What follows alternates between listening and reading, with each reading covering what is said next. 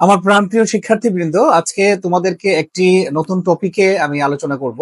আসলে বিষয়টা খুবই সিম্পল। তোমরা ভেক্টরের চ্যাপ্টারে প্রায়ই দেখো লন রোলার রিলেটেড কিছু প্রবলেম থাকে। লন রোলার অথবা এটা কোনো গাড়ি হতে পারে বা যে কোনো একটি বস্তু হতে পারে, যেটাকে ডিসপ্লেস করার জন্য, অর্থাৎ আমরা স্থানান্তরিত করার জন্য বল প্রয়োগ করব। এই যে এখানে প্রথম ছবিতে যেটা দেখতে পাচ্ছি, আমরা আমরা কি লন রোলারকে ধাক্কা দিচ্ছি, অর্থাৎ বল প্রয়োগ করছি ডিসপ্লেস করার জন্য বা সামনে তার সরণ ঘটার জন্য। আর দ্বিতীয় ছবিতে তোমরা দেখতে পাচ্ছ একই ঘটনা ঘটছে, কিন্তু সেখানে একটি বল দিয়ে তাকে টানা হচ্ছে। প্রথম ছবিতে ধাক্কা দেওয়া হচ্ছে, পরবর্তী ছবিতে বল দিয়ে টানা হচ্ছে। এখন সেই ক্ষেত্রে এই দুই ক্ষেত্রে আমরা দেখব যে বস্তুর ওজন কখন বৃদ্ধি পায়, অর্থাৎ ধাক্কা দিয়ে একে ডিসপ্লেস করা সহজ নাকি টেনে একে এক জায়গা থেকে আরেক জায়গায় নেওয়াটা সহজ। তো তোমরা এখানে সবাই দেখতে পাচ্ছ যে একটি বল প্রয়োগ করা হচ্ছে। আমরা সেই বলের নামটি যদি দিই এফ ভেক্টর।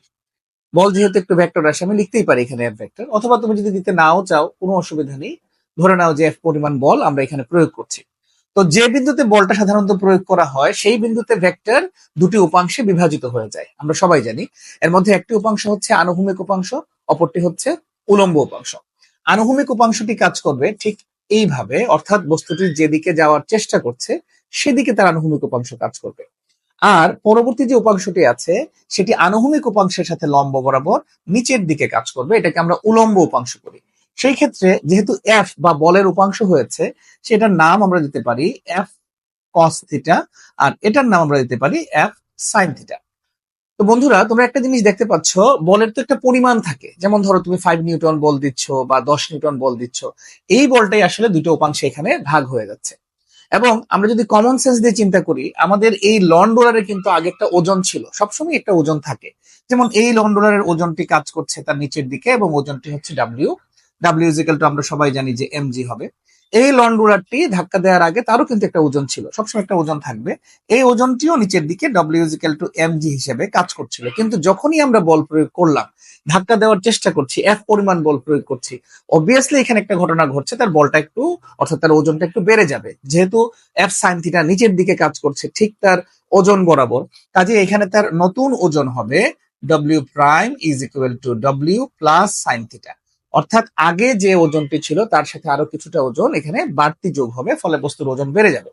দ্বিতীয় ক্ষেত্রে তোমরা দেখতে পাচ্ছ যে বলে তুমি তাকে টানছো, সেটার পরিমাণ যদি এফ হয়, তাহলে তারও এই বিন্দুতে দুটো উপাংশ তুমি পাবে। একটি উপাংশ অনুভূমিক, সে যেদিকে যায় বা যেদিকে যাওয়ার চেষ্টা করছে সেদিকে যাবে, যেটা এফ কস থিটা। এবং অপর উপাংশটি নিচের দিকে আর কাজ করবে না। তুমি যখন কোনো বস্তুকে টানো, নিশ্চয়ই তার নিচের দিকে কোনো উপাংশ বা কোনো বল তুমি প্রয়োগ করছো না, উপাংশ হবে না। উপাংশটি হবে ঠিক অনুভূমিকের সাথে লম্ব বরাবর উপরের দিকে, এবং এটার নাম হবে এফ সাইন থিটা। সো প্রিয় বন্ধুরা, তার যে ওজন ছিল ডব্লিউ, সে ডব্লিউ এর বিপরীতে যেহেতু একটি বল কাজ করছে, ওজনটা কিছু পরিমাণ কমে যাবে এবং তার নতুন ওজন হবে W prime is equal to W minus F sine theta. So বন্ধুরা, তোমরা সহজে নিশ্চয়ই বুঝতে পারছো যে প্রথম ক্ষেত্রে আমরা যখন বল প্রয়োগ করেছি, বস্তুটির ওজন বেড়ে গিয়েছে, আপাত ওজন বেড়ে গিয়েছে, এবং দ্বিতীয় ক্ষেত্রে তার ওজনটা আপাতভাবে একটু কমে গিয়েছে। সেই ক্ষেত্রে আমরা একটা সিদ্ধান্তে উপনীত হতে পারি যে যদি আমরা কোনো বস্তুকে ডিসপ্লেস করতে চাই এভাবে ধাক্কা দিয়ে, একটি কোণ করে, অথবা টান দিয়ে একটা কোণ তৈরি করে অনুভূমিকের সাথে, যেমন এখানে তো কোণ অবশ্যই তৈরি হয়েছে, তোমরা দেখতে পাচ্ছ যে এই থিটা নিয়ে যদি আমরা কথা বলি যে এই থিটাটা আসলে কোথায় বা কোন জায়গা থেকে তৈরি হয়েছে, বস্তুটিকে যখন তুমি বল প্রয়োগ করেছো তখন তার বলটা কাজ করার কথা ছিল এই বরাবর। তো এর সাথে অনুভূমিক উপাংশের যে কোণ, এটাই হচ্ছে কিন্তু থিটা। এবং এক্ষেত্রে বস্তু যেদিকে ডিসপ্লেস হচ্ছে এবং যে বরাবর তুমি টানছো তার মধ্যবর্তী কোণ হচ্ছে থিটা। এখানে কস থিটার জায়গায় যে থিটা আছে এটাও এই থিটা, এখানে সাইন থিটার জায়গায় যে থিটা আছে এটাও এই থিটা। তো থিটাটা কোন জায়গা থেকে তৈরি হচ্ছে এটাও তোমরা নিশ্চয়ই বুঝতে পেরেছো।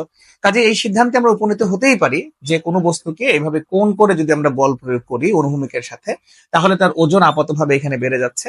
আর যদি আমরা টানি বা টেনে সরানোর চেষ্টা করি একটা কোণ তৈরি করে, থিটা কোণ, তাহলে এই ক্ষেত্রে আমার ওজনটা কমে যাচ্ছে। একটা জিনিস আমরা এখানে উল্লেখ করতেই হয়, তুমি যদি এই বলটাকে এইভাবে কোণ করে প্রয়োগ না করে একদম ঠিক এই বরাবর প্রয়োগ করো, তাহলে কিন্তু এখানে আর কোনো উপাংশ তৈরি হচ্ছে না। সম্পূর্ণ বলটি বস্তুকে সরাতে বা অপসারণ করতে, এক জায়গা থেকে আরেক জায়গায় নিতে সাহায্য করবে।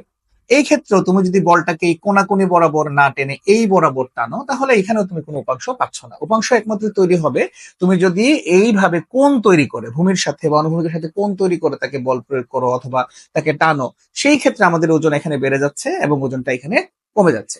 তো এই টপিকটা তোমাদের যেহেতু খুবই বেশি ইম্পর্টেন্ট, অবশ্যই পরীক্ষার জন্য গুরুত্বপূর্ণ, এই বিষয়টি বাসায় প্র্যাকটিস করবে এবং আশা করি তোমরা সবাই বিষয়টি বুঝতে পেরেছো। পরবর্তী ভিডিওটি দেখার জন্য সবাইকে আমন্ত্রণ জানাচ্ছি। সেই পর্যন্ত সবাই ভালো থাকো, সুস্থ থাকো। ধন্যবাদ সবাইকে।